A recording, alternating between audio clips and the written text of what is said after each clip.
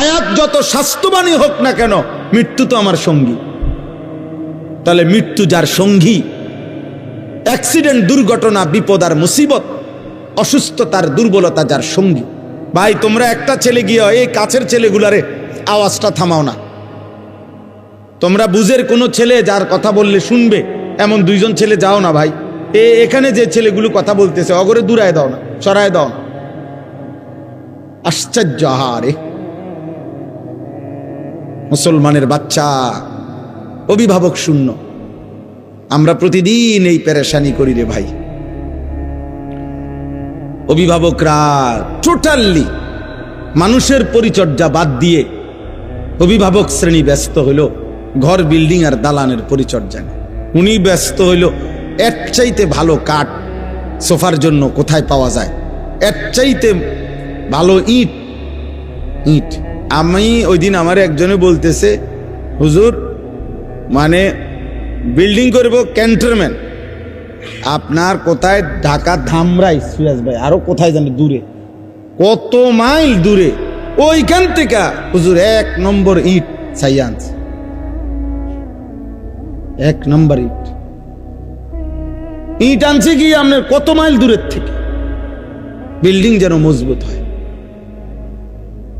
সিমে আরে বালু আনছে গিয়া ওই ময়মনসিং থেকে, নিজে সারা রাত ট্রাকের লগে ছিল, যাতে করে বেটা 2 নম্বরে বালু না দেয়। 1 গাড়ি বালু হাতে 2 নম্বর দিলে আর কিতেই দিব। 1 গাড়ি বালু আনছে হুজুর, বিশ্বাস করে নিজে যাও নে একের জাগাত প্রায় 2700 টাকা লাভ হয়েছে হেবড়ার। মানে এত খুশি জীবনে, এর চাইতে বড় পাওয়ার কি হইতে পারে যে আমি নিজে সারা রাত ট্রাকের লগে থাকার বরকতে আল্লাহ আমারে 2700 টাকা লাভবান করে দিছে। দুনিয়া ওনারে কেমন লাভ দিয়ে দিছে, সুবহানাল্লাহ। উনি এমন বুঝা বুঝছে ময়মনসিংহের থেকে নিজে গিয়ে বালু আনছে। দুনিয়া এভাবে বুঝে। অভিভাবক শ্রেণীর ফিকির এটা। আমার একজনে বলছে, হুজুর পুরাটা বিল্ডিং এর বালু আস্তর করছি, একটা বালু দৌন ছাড়া লাগাই না, সবগুলো বালু আগে ধুইয়া লইছে, এরপরে আপনার শুকাইয়া এরপরে আস্তর করছে, যাতে করে 1 সুতা বালুর ভিতরে সামান্যতম কোনো লবণ কিছু না থাকে, বিল্ডিং যেন মজবুত হয়। ইসরাফিলের আব্বাও যদি ফু দেয় যাতে বিল্ডিং ভাঙবে না, এত পিওর বালু না, বালু তো একদম ধুইয়া লইছে না। তাহলে আমি বললাম যে মাশাআল্লাহ ভাই, আমি এদূর বুঝছি যে আপনি বালু মধ্যে যেন বালু না থাকে এই জন্য ধুইয়া লাইছেন। আপনি মানুষে কয় না যে ধুইছি এই জন্য যাতে বালু না থাকে, আপনি বালুরে কিটা ধুইলেন আমি বুঝলাম না। দুনিয়া এমন বুঝা বুঝছে। মুসলমান আপন ছেলে বরবাদ, 1 ওয়াক্ত নামাজ নাই, অভিভাবক জানেও না। ছেলেটা সারা দিন সারা রাত মোবাইলে কত নারী দেখে, কত উলঙ্গ ছবি দেখে, বাবা মার খবরও নাই। উনি আছে ময়মনসিংহে বালু আনতেছে। নাইজেরিয়ান 1 নম্বর লোহা কাঠ দিয়া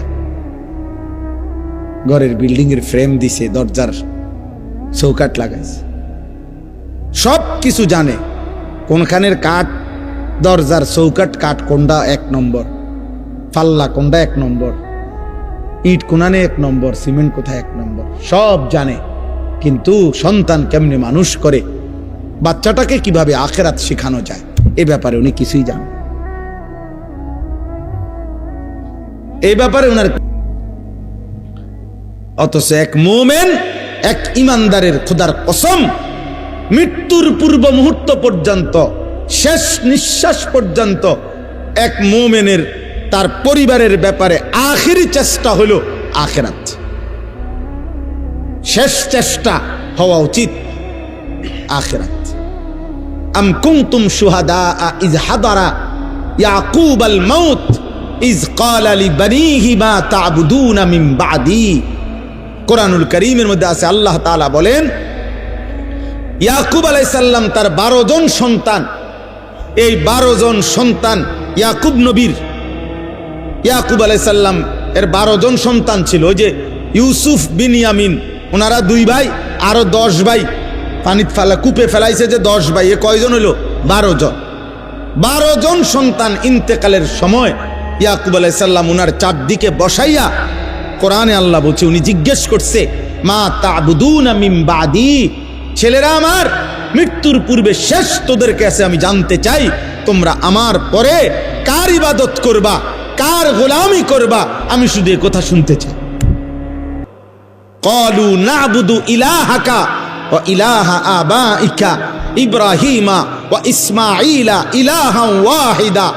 ছেলেরা বলল, আব্বা, যুগ যুগ ধরে আপনি যেই ইলাহের ইবাদত করতেন, আপনার পূর্বপুরুষ ইসহাক, আপনার পূর্বপুরুষ ইব্রাহিম, ওনারা ইসমাইল, ওনারাও যেই রবের ইবাদত করত, আমরাও মৃত্যু পর্যন্ত সেই রবের ইবাদতই করব। তো ইয়াকুব আলাইহিস সালাম বলছে, ঠিক আছে আব্বা, আমি বিদায় নিলাম, আমি নিশ্চিন্ত হলাম, আমার সন্তানের কাছ থেকে আমি শেষবারের মতো আল্লাহর ইবাদতের কথা মনে আছে কিনা এটা জেনে রাখলাম।